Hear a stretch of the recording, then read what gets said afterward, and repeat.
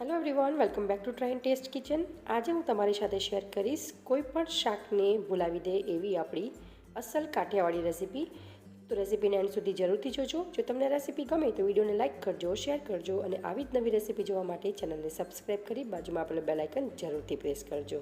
તો ચાલો સ્ટાર્ટ કરીએ।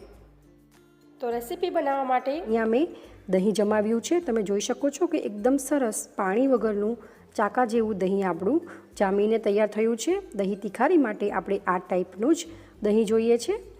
તો એકદમ સરસ દહીં કેમ જમાવવું, જો તમને એની રેસીપી જોઈતી હોય તો મને કમેન્ટ કરી જરૂરથી જણાવજો। હું ડેફિનેટલી તમારી સાથે એ રેસીપી પણ શેર કરીશ। તો હવે આપણે એક બાઉલ લઈશું અને બાઉલમાં તમારે જેટલી દહીં તિખારી બનાવવી હોય એ પ્રમાણે તમારે દહીં એડ કરવું। તો અહીંયા હું એપ્રોક્સિમેટલી 1 કપ જેટલું દહીં એડ કરું છું।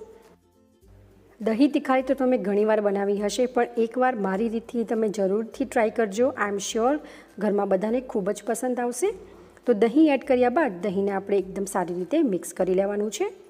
તો દહીં મિક્સ થઈ ગયું છે। હવે આપણે તેમાં 1 ટેબલ સ્પૂન જેટલું ધાણા જીરું પાવડર ઉમેરીશું। ત્યારબાદ આપણે સ્વાદ અનુસાર મીઠું ઉમેરીશું। હવે આપણે ઝીણી સમારેલી કોથમીર ઉમેરીશું। થોડી આપણે ગાર્નિશિંગ માટે રવા દઈશું અને ફરીથી આપણે એકદમ સારી રીતે મિક્સ કરી લઈશું। દહીં મસાલા સાથે મિક્સ તો થઈ ગયું છે, પણ એકદમ સ્મૂથ બને એના માટે હું વિસ્કરથી આ રીતે દહીંને ફેટી લઈશ। તો દહીં આપણું ફેટાઈને તૈયાર થઈ ગયું છે। હવે આપણે દહીં તિખારી બનાવવા માટે વઘાર કરીશું। તેના માટે ગેસ ઉપર પેનને ગરમ કરવા મૂકી તેમાં 3 ટેબલ સ્પૂન જેટલું તેલ ઉમેરીશું। દહીં તિખારીમાં તેલનો યુઝ થોડો વધુ થાય છે।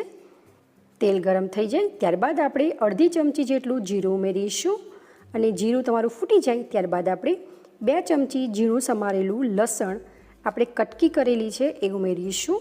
સાથે થોડા લીમડાના પાન ઉમેરીશું અને લસણને તેલમાં એકદમ સારી રીતે કકડવા દઈશું। સાથે હું 1 સૂકું લાલ મરચું પણ ઉમેરી દઈશ। તો તમે જોઈ શકો છો કે લસણનો કલર ચેન્જ થઈ ગયો છે, લસણ સોતે થઈ ગયું છે।